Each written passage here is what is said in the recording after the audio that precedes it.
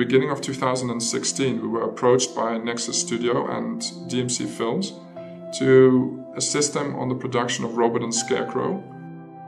And what I really like about Robot and Scarecrow is that it's a robot and it's a scarecrow, but they're people.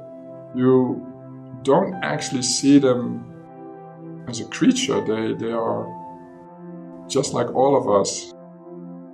And it's not a word spoken in the whole film. Holliday and Jack's performance was all about their expression. Therefore, from a 3D point of view, we had this massive challenge. It's going to be so much in the eyes. We need to get those eyes right. We need to get that twinkle in the eye, and the performance of the actors helped a lot with that, because you can obviously match their performance. But because it is 3D, you still have that extra layer of challenge that eye just needs to look believable. Rigging the robot's body and structure of her, the approach was from the inside out, trying to make sure the mechanics and details within the robot is working. So the actual spine and the legs and the pieces and the cogs and everything would be actually functional.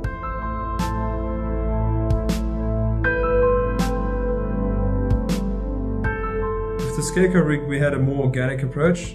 We built a custom muscle system to actually drive the individual pieces as a collective. This actually gave the animators the control to focus more on the expression rather than animating the individual pieces.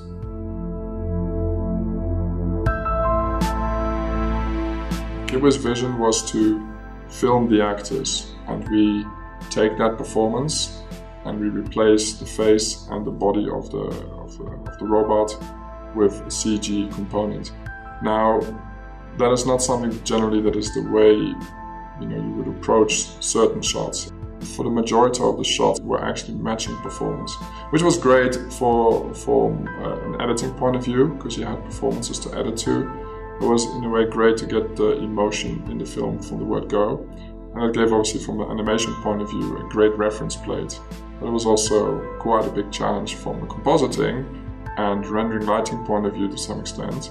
There was a small percentage which was keyframe and motion capture. Motion capture was mainly the section where you see her on stage and the part where she runs away after the stage.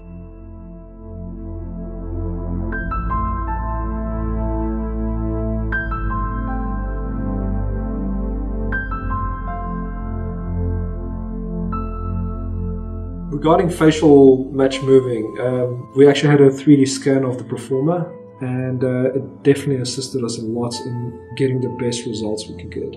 It actually enables you to get the exact location of the rotation axis of the head and the details that you needed. You could obviously with a default model jump in there and try to match move it, but you're not really guaranteed to get the results spot on.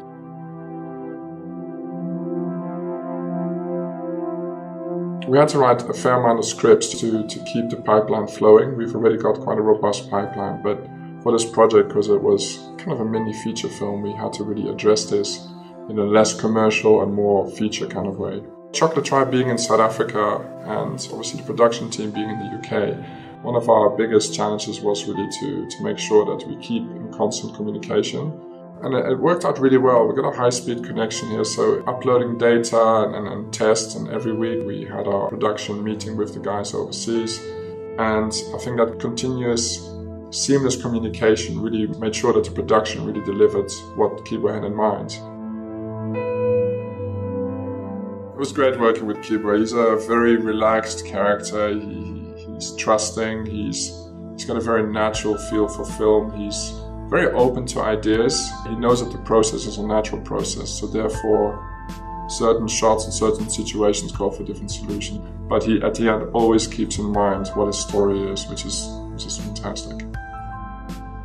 Robot and Scarecrow was a first for not just us as a studio, but also for South Africa, because it was such a great scale of visual effects work on the film.